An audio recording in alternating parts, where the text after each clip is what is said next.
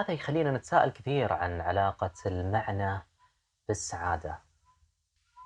So the question of meaning is traditionally reduced in some sense to questions about either the good life, the morally good life, or the happy life, the life of well-being. My own view is that meaning is not reducible to either happiness or morality. That there are questions, for example, earlier you asked me about the happiness pill.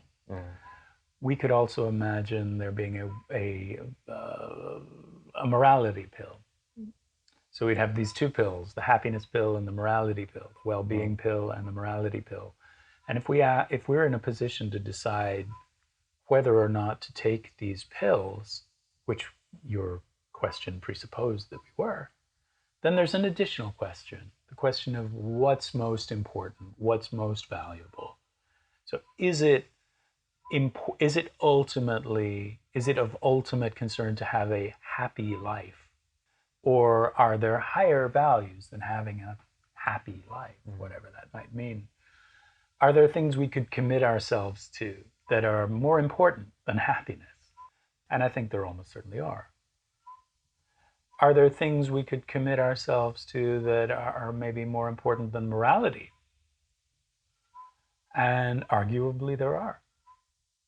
So famously, Bernard Williams talks about Paul Gauguin's decision to leave his family, to abandon effectively his wife and children to pursue painting.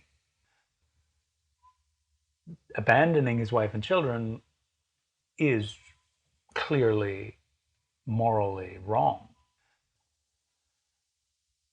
In some sense, we would say he put his artistic projects ahead of his moral obligation, that his moral obligation was secondary to his artistic achievement or his artistic purpose.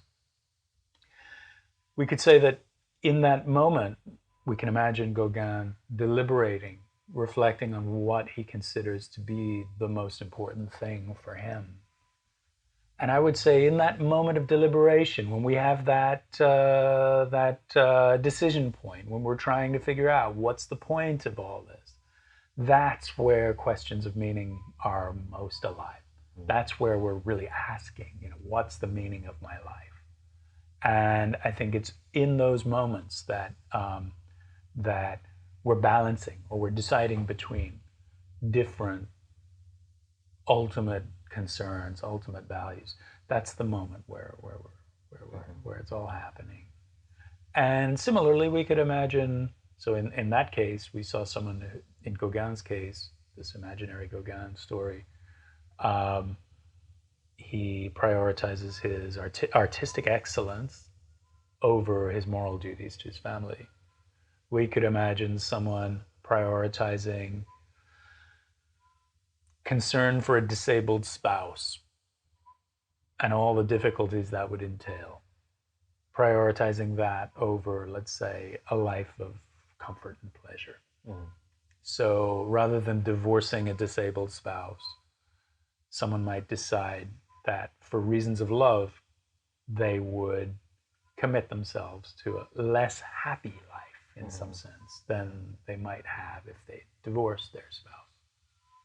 Parents do this all the time. Parents are constantly, for reasons of love, sacrificing their own immediate happiness for their children. So this isn't just an abstract consideration. The philosopher Susan Wolf talks about cases like staying up really late to make a costume for her daughter the next day for school, and she doesn't just make a normal costume, she makes the best costume she can make and stays up all night to do it. Those kinds of decisions, that they don't maximize her happiness. She's under no moral obligation to make an extremely nice costume, but they're part of the fabric of the meaning of her life that she does that. So I think we can even say that having a meaningful life is more important than having a happy life.